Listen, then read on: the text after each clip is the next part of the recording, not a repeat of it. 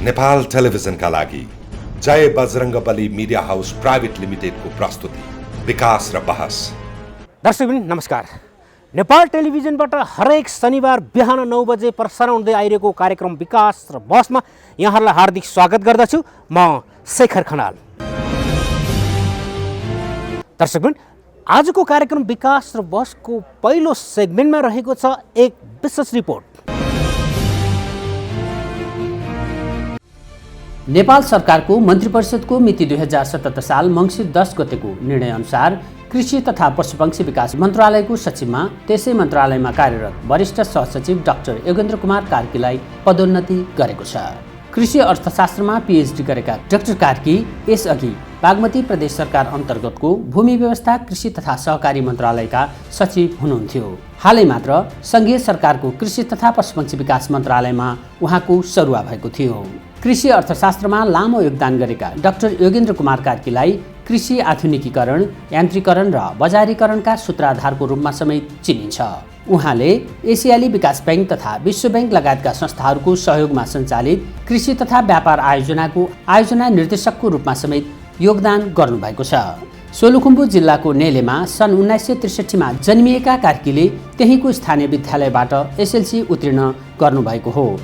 Doctor कार्कीले कृषि अर्थशास्त्रमा PhD समेत गर्नुभएको छ।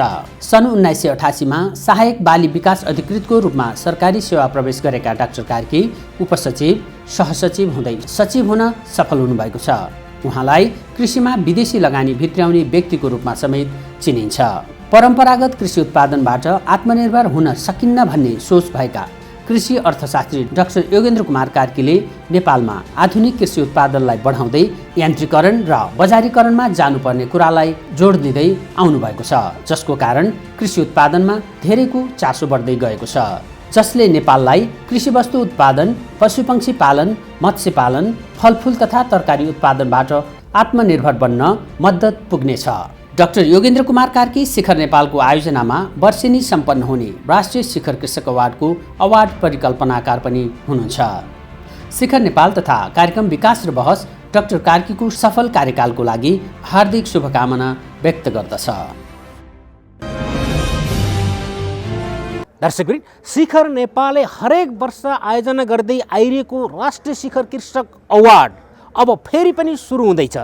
यसै सन्दर्भमा शिखर नेपालको टिम विभिन्न कृषि फर्महरू, कृषकहरूसँग भेटघाट र भिजिटका कार्यक्रमहरू राख्दै आइरहेको छ। सोही सन्दर्भमा दाउन्ने एग्रो फार्म प्रालीसँग शिखर नेपालको टिमले भेट्यो। त्यसपछि के भयो, एक विशेष रिपोर्ट अबको प्रस्तुतिमा। माताको वात्सल्य र पिताको प्रेरणाले युक्त दृढ सङ्कल्पित सन्तान जीवनका अनेकौं अप्ठ्याराहरू पार गरी बनाउँछ एउटा नौलो उचाइ।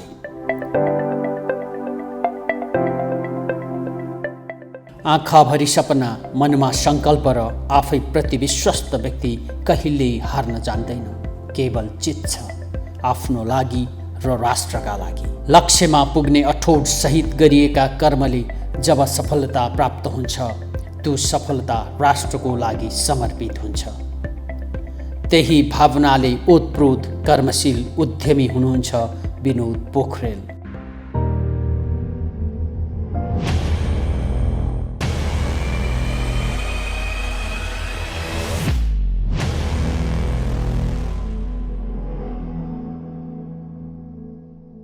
शिखर नेपालले आयोजना गर्न गइरहेको दोस्रो राष्ट्रिय शिखर कृषक अवार्ड 2077का लागि देशभर सञ्चालनमा रहेका कृषि उत्पादन, पशुपक्षी पालन, मत्स्य पालन, फलफुल तथा तरकारी उत्पादनमा अग्रसर व्यावसायिक कृषकहरूको फार्म निरीक्षण भ्रमणको क्रममा उहाँसँग भेटघाट भएको हो।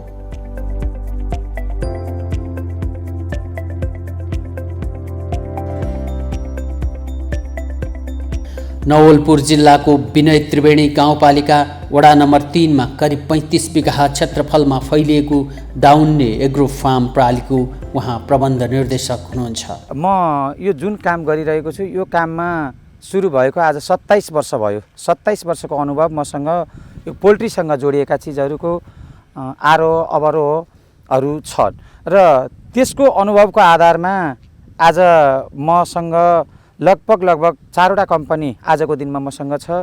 130 जना कर्मचारी, पौने 200 देखि 200 जना शेयर होल्डर, अनि मेरो 27 वर्षको अनुभव र उहाँहरूको आँट हौसला, त्यो टिमले मलाई गरेको विश्वासको कारणले आज म चाहिँ यी सबै कम्पनीहरू, जति पनि कम्पनीहरू छ, सबै कम्पनीको कार्यकारी निर्देशक हुँ म। दैनिक करिब 1,25,000 अन्डा उत्पादन गर्ने यो फार्म नेपालका उत्कृष्ट फार्म मध्येको एक हो। 2068 सालदेखि किसान दाना उद्योग प्रणाली को चाहिँ सञ्चालकको हैसियतमा 68 सालदेखि अहिलेसम्म त्यहाँ चाहिँ सञ्चालक र प्रबन्ध सञ्चालकको रूपमा म कार्यरत छु। अहिले हाम्रो चाहिँ निर्माण चरणकै बिचमा छ यो कम्पनी। त्यसैले चाहिँ अहिले तत्काल नाफा कति भन्दा पनि हामी यो इनिसियल फेजमा छौँ र आउने दिन हाम्रो अहिले जुन 2 लाख कुखुराकोले चाहिँ अन्डा उत्पादन गरिरहेको स्थिति छ र अहिले यतिखेर चाहिँ अन्डाको रेट पनि राम्रो रेट चाहिँ देखिन्छ र उत्पादन धेरै राम्रो छ। दाउन्ने एग्रो फार्म प्रणाली नेपालको अत्याधुनिक नमुना फार्म पनि हो। अत्याधुनिक उपकरण र प्रविधिको प्रयोग गरी कुखुरा पालन र अन्डा उत्पादन यहाँ हुने गर्दछ। स्वास्थ्य सुरक्षाका दृष्टिले समेत यो फार्म उत्कृष्ट छ। म एउटा भेटनेरियन हो। म यो फार्ममा दिनदिनै आउँदिनँ। यो फार्ममा आवश्यक परेको बेलामा मात्रै आउँछु। म आउँदा पनि मैले मेरो सम्पूर्ण बायोसेक्युरिटी मेजर्सहरू अपनाएर, जस्तै म यो फार्ममा आउनुभन्दा एक दिन अगाडिदेखि नै म अरू फार्महरू कुनै पनि भिजिट गर्दिनँ, कहीँ पनि जान्न। र यो फार्ममा आउँदा म आफ्नो बायोसेक्युरिटी मेजर्स अपनाएर आउँछु ताकि मैले मसँग रोग नल्याउँ भन्ने मेरो उद्देश्य हो। र हामी सबै आउने आगन्तुकहरूलाई पनि हाम्रो एउटा ग्रिन जोन छ, ग्रिन जोनभन्दा उता हामी जान दिँदैनौँ। उहाँहरूलाई तल नै राख्ने हामीले प्रयत्न गर्छौँ ताकि हामीलाई रोग कम लागोस् भनेर। प्रण प्रतिज्ञामा प्रतिबद्ध विनोद पोखरेल पिताजीको सान्निध्यबाट निखारिएको व्यक्तित्व हो, जसले कुखुरा उत्पादन र अन्डा उत्पादनबाट आर्थिक समृद्धि हासिल गरेको छ। दाइसँग काम गर्दै आउँदा म चाहिँ रिलेसन पहिलेबाट चाहिँ मेरो पोल्ट्री सेक्टर भएर जोडिँदै आइरहेको थियौँ। त्यसपछि दाइले के भन्नु भने, ल यसो गर्नुपर्छ भाइ, यसरी चाहिँ हामी ठुलो फार्ममा जानुपर्छ भन्नुभएपछि दाइको काम गर्ने स्टाइल र दाइले चाहिँ जे गर्नुहुन्छ स्ट्रेट बोल्नुभएको कुरोलाई दायाँमा नहुने भएर मैले आफ्नो चटक्कै आफूले गरिरहेको चाहिँ फार्म पनि अर्कालाई जिम्मा लाएर म यता आएको। त्यही भएर मलाई यहाँ बसेर काममा पुरै सन्तुष्ट छु। जो सङ्घर्षबाट डराउँछ त्यो कहिल्यै सफल बन्न सक्दैन भन्ने पिताजीको बानीलाई मनन गरी जस्तो सुकै कठिन परिस्थितिको सामना गर्दै अघि बढेका उहाँको सोच, सङ्कल्प र इच्छा शक्तिले उहाँको यो उचाइ निर्माण गरेको हो। पिताजीका उत्प्रेरक भनाइहरूले आज पर्यन्त उहाँलाई जागृत बनाएको छ। मेरो बुवा चाहिँ सुरुदेखि नै व्यवसायतिरै नै लाग्नु भएको थियो र जब म एसएलसी सिद्धिएपछि चितवन आएँ अनि मलाई बुवाले सोध्नुभयो, त चाहिँ व्यवसायतिर जान्छस् कि जागिर खानीतिर जान्छस् भनेर बुवाले सोध्नुभयो। आफूले व्यवसाय गर्दाखेरि चाहिँ धेरै चिजहरू पाउन सकिन्छ र सँगसँगै स्ट्रगल पनि धेरै गर्नुपर्छ। यदि पढाइ सकेर त जागिर खान गइस् भने चाहिँ सधैँ अर्काको अन्डरमा बसेर आफ्नो पर्फर्मेन्स चाहिँ खास देखाउन सक्दैनस्। त्यसबाट मैले तँलाई यो क्लु दिएको छु र यसलाई चाहिँ विचार गरेर तैँले डिसिजन गर भन्नुभयो। र त्यसपछि मैले बुवासँग 3 महिनाको टाइम मागेँ र 3 महिनाको बिचमा मैले धेरै आफ्ना आइडलहरू अथवा अगाडि बढेका मान्छेहरूसँग सरसल्लाह गर्दाखेरि बुझ्दाखेरि चाहिँ होइन, काम त व्यवसाय नै आफ्नै व्यवसाय गर्नुपर्छ भन्ने मलाई लाग्यो।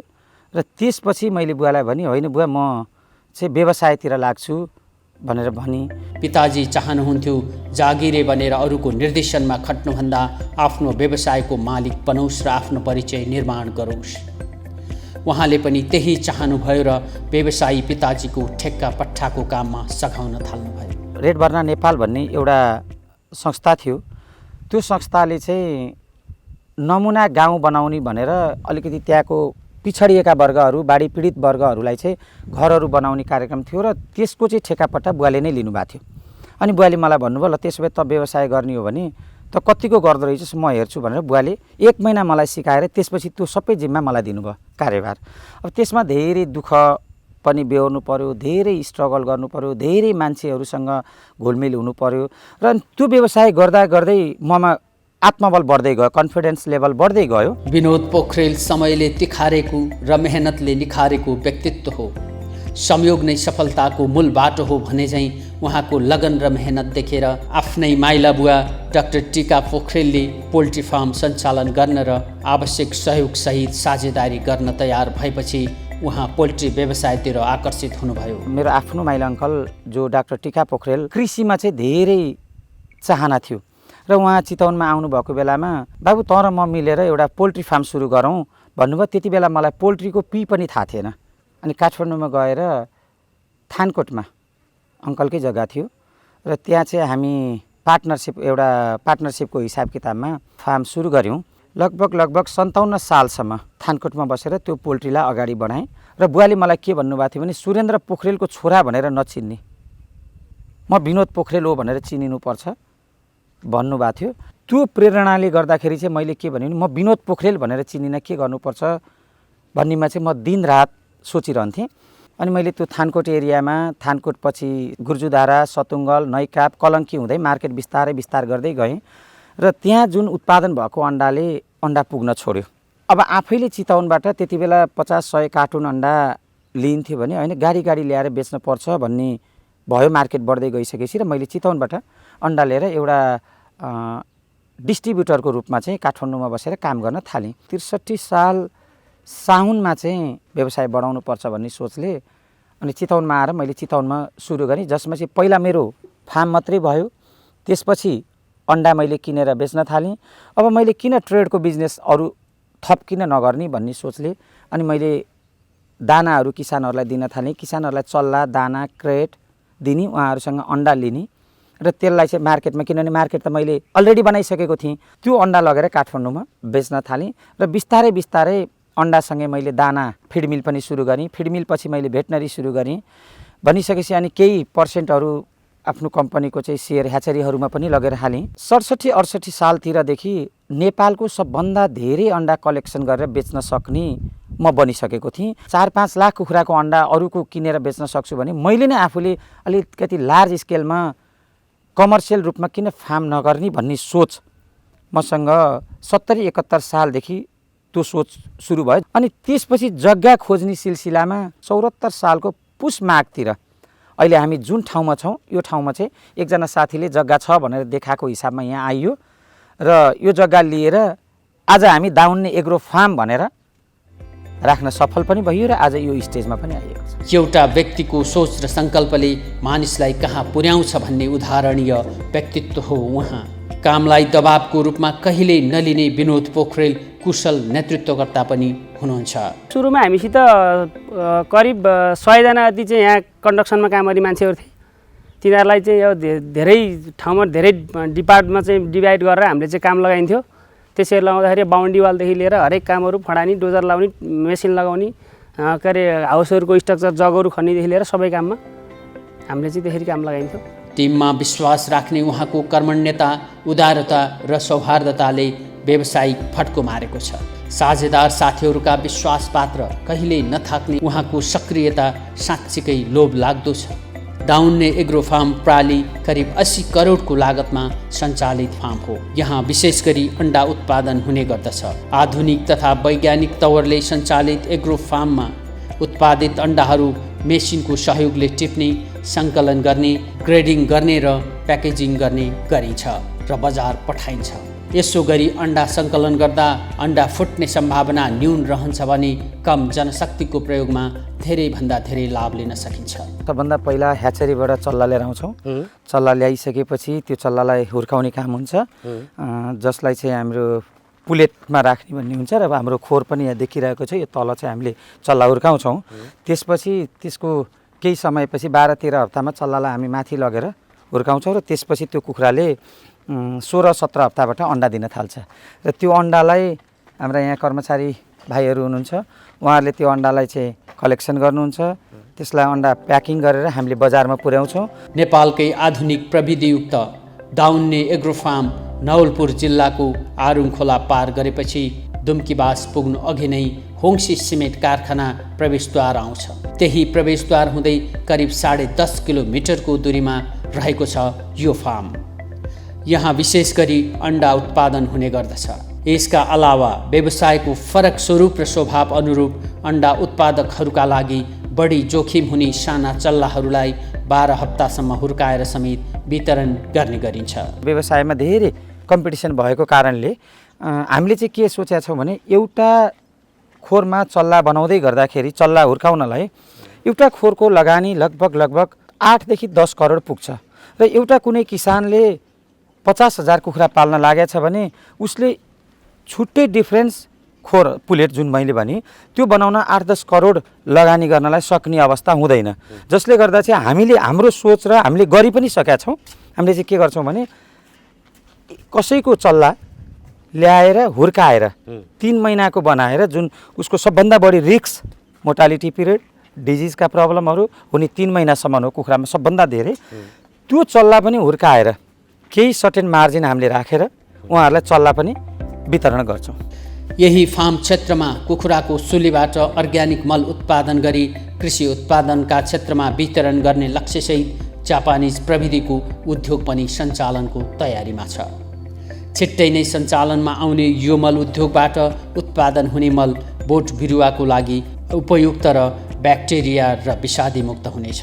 यो फार्मले अहिले अन्डा मात्रै उत्पादन गरेको छैन, अन्डा सँगसँगै बाई प्रडक्टको रूपमा सुली पनि आउँछ र त्यो सुलीलाई चाहिँ त्यो सुलीलाई व्यवस्थापन गरी त्यसबाट फेरि फर्टिलाइजर निकालेर बजारसम्म पुर्याउने, ताकि फेरि कृषकहरूलाई मलको अभाव नहोस् भन्ने उद्देश्यका साथ फर्टिलाइजर प्लान्ट पनि सञ्चालनमा छ। फोहोरलाई मोहरमा बदल्ने सोचका साथ हामीले चाहिँ यो फर्टिलाइजरको कन्सेप्ट ल्यायो र यो अहिले जुन हाम्रो मेसिनहरू यहाँ बनिरहेछ, इन्स्टलेसन भइरहेछ, यसको चाहिँ यो चाहिँ हामीले अर्ग्यानिक मल बनाउनलाई सुरु गरेका छौँ। यहाँबाट सुली हाम्रो फर्स्ट डेको सुली चाहिँ जान्छ, डेली बेलुका दिनभरिको कलेक्सन भएर बेलुका त्यहाँ जान्छ मेसिनमा र त्यहाँ चाहिँ हाम्रो 7वटा चेम्बर हुन्छ। हामीले फर्स्ट डेको मल चाहिँ त्यो फर्स्ट चेम्बरमा लगाएर हाल्छौँ। त्यो किन हाल्दैछौँ त भन्दा मोइस्चर कम गर्नको लागि, किनभने हाम्रो यो सुलीमा चाहिँ म्याक्सिमम पानीको मात्रा हुन्छ, जुन पानीको चाहिँ जति हामीले ड्राई गर्न सक्यो त्यति चाहिँ मल चाहिँ क्वालिटीको आउँछ, राम्रो आउँछ, जुन अर्ग्यानिक मल बन्छ। र हाम्रो फर्स्ट डे एउटा चेम्बरमा हुन्छ, सेकेन्ड डे हामीले त्यसलाई चलाएर दोस्रो चेम्बरमा ल्याउँछौँ र फर्स्ट डेको फेरि त्यो फर्स्ट चेम्बरमा ल्याएर हाल्छौँ, अनि सेकेन्ड डेको हामी थर्ड चेम्बरमा ल्याएर हाल्छौँ र फेरि फर्स्टको सेकेन्डमा ल्याउँछौँ। यही प्रक्रियाले हाम्रो 7वटा चेम्बरसम्म त्यो सुलीहरू दिनदिनै चलाएर हाम्रो मोइस्चर कम गर्नको लागि चाहिँ हामीले 7औं चेम्बरमा ल्याइसकेपछि 8औं दिनमा त्यसलाई त्यो सुलीलाई चाहिँ हामीले यो मेसिनमा ल्याएर त्यो अर्को यो प्लान्टमा ल्याएर हाल्छौँ। त्यसको 15-16 दिनमा चाहिँ मल तयार हुन्छ र अनि त्यसपछि चाहिँ यो हामीले खेतीपाती गर्नको लागि अर्ग्यानिक मल उत्कृष्ट मल चाहिँ हाम्रो बन्छ। आफ्नो पहिचान स्थापित गर्ने लक्ष्यसहित पोल्ट्री सम्बद्ध व्यवसायमा समर्पित विनोद पोखरेल नेपालकै सफल उद्यमी हो। सफल व्यवसायीको रूपमा स्थापित उहाँको आँट र साहसको कदर गर्नु हामी सबैको दायित्व हो। निरन्तरको प्रयास र धैर्यताबाट बनेको यो उचाइसम्म पुग्न कति सङ्घर्ष गर्नु पर्यो त्यसको सहजै अनुमान गर्न सकिन्छ। कुखुरा पालनसँगै अन्डा सङ्कलन र वितरणको व्यवसाय हुँदै राष्ट्रकै सबल उद्यमी बन्नु हामी सबैको गौरवको विषय हो। एउटै क्षेत्रमा 27 वर्ष सेवा गर्नु चान्चुने कुरा होइन।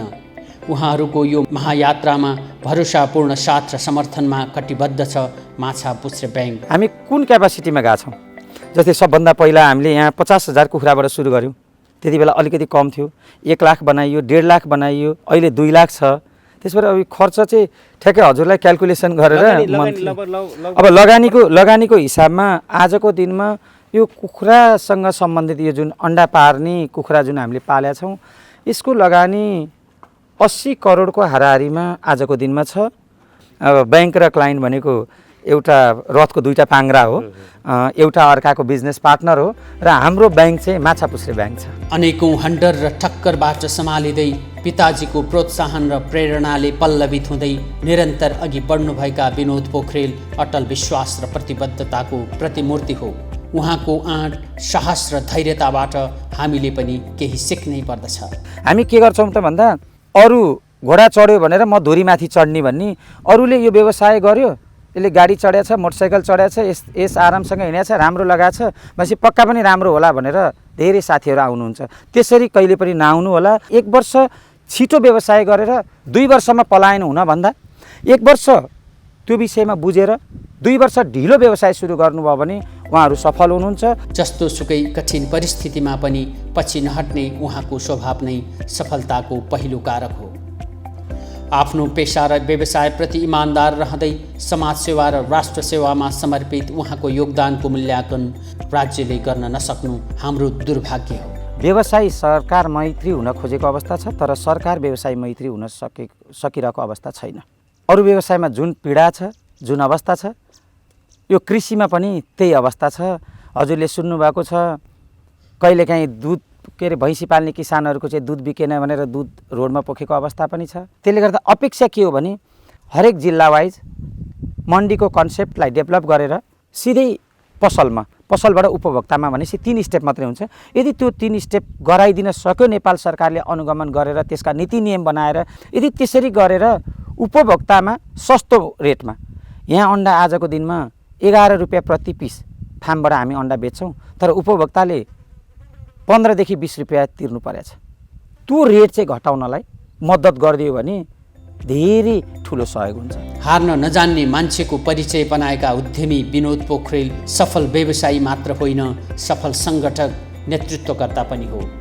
2063 सालमा व्यवसाय विस्तार गर्न राजकुमार गुरुङसँगको साझेदारीबाट अघि बढेको यो व्यावसायिक यात्रामा जोडिन आउनुभएका करिब 200 शेयर सदस्यहरूको विश्वासलाई जीवन्त राख्न सफल हुनुभएको छ।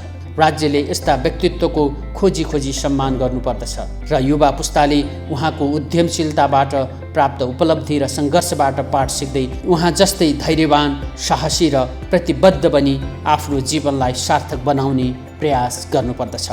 शिखर नेपाल उहाँको निरन्तर सफलताको कामना गर्दछ। दर्शकवृन्द, अब पालो रहेको छ मत्स्य अनुसन्धान केन्द्र पोखरासँग सम्बन्धित एक रिपोर्ट।